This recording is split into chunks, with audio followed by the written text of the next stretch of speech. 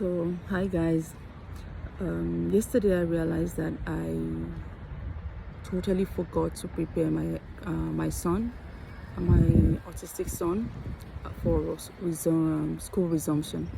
I completely forgot, and the day before, I had informed his sister and followed up with her if she was ready for school and everything like that. Like, I completely forgot, I guess, because the fact that sometimes I just get carried away because he doesn't talk much, he doesn't he's not that he doesn't communicate more and everything, and I just really forget to communicate to him. And that's one of the things that I realized that I need to do more often. I need to communicate with him more. And despite knowing that, he doesn't communicate with me, I need to let him know things. And I totally forgot until it was in the morning. And I woke up late. That was yesterday. And I went to wake him up and told him, let's get ready to school, with all the rush and everything, the pressure. And then he started crying, he was screaming. And for those of you that have followed me or been following me for a while, you know that we do have a lot of meltdowns,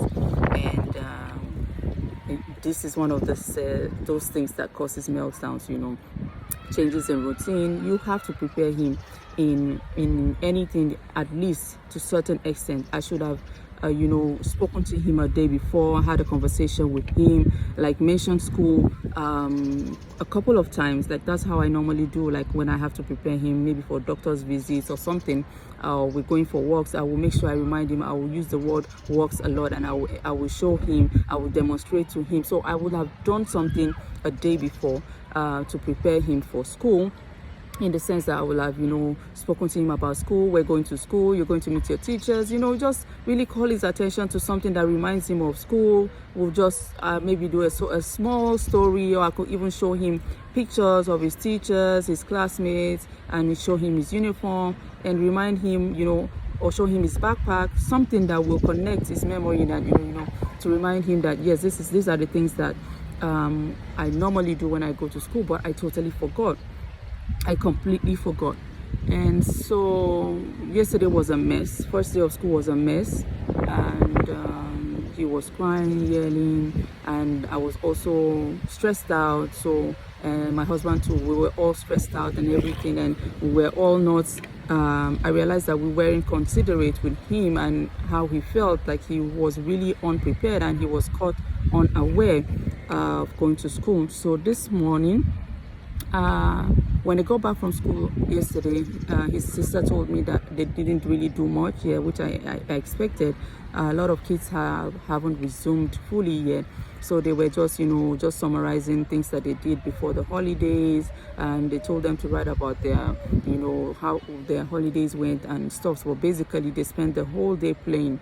So I thought, well, since that's the case, this morning I did not wake up with so much pressure. I took my time to wake up. I had enough rest, and I woke up with this energy that I didn't even know, but I was really relaxed. So I went into his room with that same relaxed energy that I had. I did not call out his name from the door. I did not, I just went to him. I saw he was already awake. Because he always wakes up earlier. He was already awake, but just lying down on the bed, and immediately he saw me, he started yeah, that's how he communicates. Like, he wanted to start crying, that no, I'm not ready to take a bath. And I didn't say anything, so I went and I talked to him. I called him his pet name. I sat down on his bed.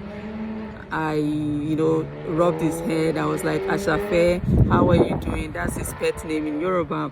And I was like, you don't want to go to school? Today is school. You have resumed school. And I had that discussion that I should have had earlier on with him, while petting him, and he was calm. He was just rubbing me. He likes to be cuddled. He loves to be touched.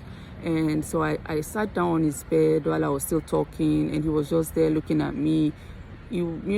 Sometimes they behave like they are not paying attention, but I knew he was. So because he wasn't crying, he was just quiet, and he held my hand, and we were just on the bed quietly. And after a while, I will try to tell him, okay, so now be a good boy. Can we go take a bath?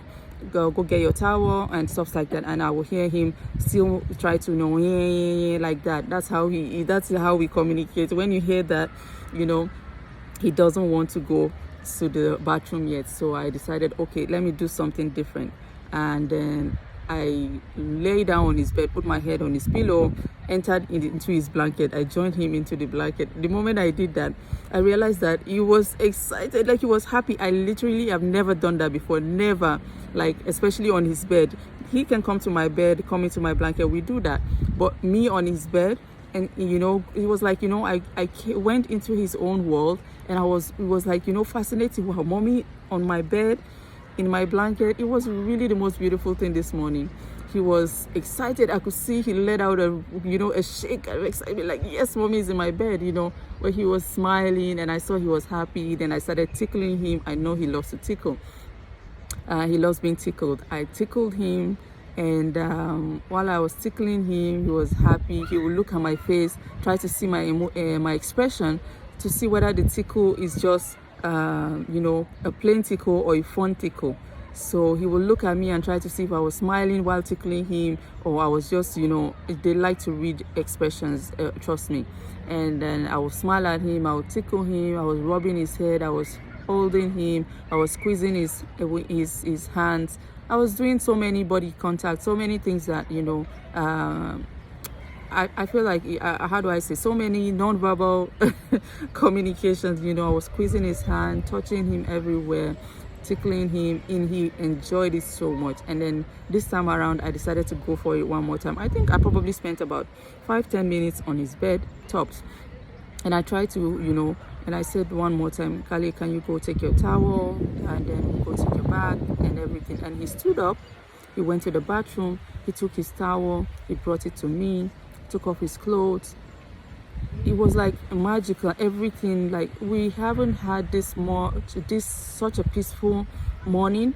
I think the whole holiday, I don't think we had such a peaceful morning, because every morning he wakes up with one thing or the other, unless there are days where maybe he wakes up and then he actually gets to watch what he wants to watch. But other days, it's always, screaming, crying, yelling when you tell him to do stuff, or when you tell him to wake up, especially to make wudu, to perform ablution before Fajr, morning prayers.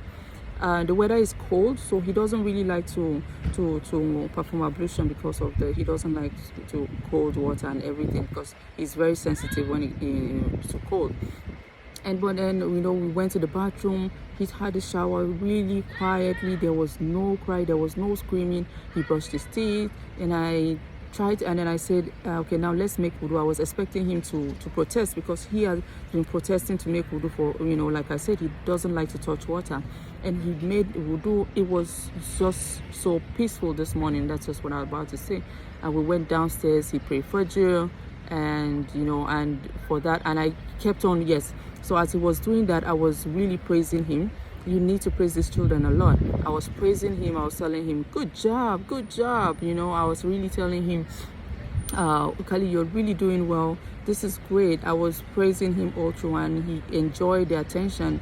And also the fact that his sisters were still asleep. He was the first to wake up today, and then we had that time together. I think that also mattered. And so it was a really beautiful morning.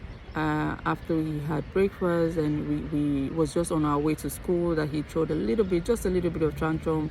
He was crying that he didn't want to go to school and stuff like that. But eventually we got through the day. It was like really the most peaceful morning we've had in a very long time. And I thought to share some of the things that lessons that I learned from this morning, from what happened these few days. To always remember to talk to him, to prepare him ahead, to communicate more. I do, but I think I really need to do more communication this year. I need to talk to him more. I need to come into his world, I think. Yeah, the fact that it happened so well today, it might not happen the same way tomorrow. I know my son, sometimes when he sees that I'm getting my way so easily with something, he brings another challenge for me. And but the fact that this actually worked in some way, it will. I know I will be able to come up with something eventually, if another thing. But I will definitely try this more often. So I'm thinking that I will, probably wake up earlier, prepare him for school instead of always waking up late and, you know, trying to rush him and put that pressure. Maybe he doesn't like that pressure. Maybe he wants to take his time to do stuff. I should try to be more understanding of his feelings, and I hope to be able to do more in terms of, you know, paying attention to his feelings and his cues, and following his cues rather than putting that the things that I want or my own pressure on him. And lastly, we should always remember that the energy that we carry around, our kids are interpreting and receiving those same energies. So if you are giving your child a stressful energy, you're pressuring him, you also feel that pressure from your child. And if you there was one last thing I remember to do. The best thing to do in the face of any challenge is to be calm. When you're having challenges with your son or with your child on the autism spectrum and they're having meltdowns and stuff like that, I will advise the best thing, the best situation that you can actually or way to handle those things is to be calm. Just like I was calm, you know, to talk to him today, to do stuff with him. I think this will actually help a lot of us. I hope you also learned. I feel like there's a lot of lessons to learn, but these are just the few that I can actually recollect. If you have if there's a lesson or two you picked up from this, let me know. I'll be reading in the comment section. Don't forget to like, share and subscribe to my YouTube channel, and I hope to come back with more videos another time. Okay, bye.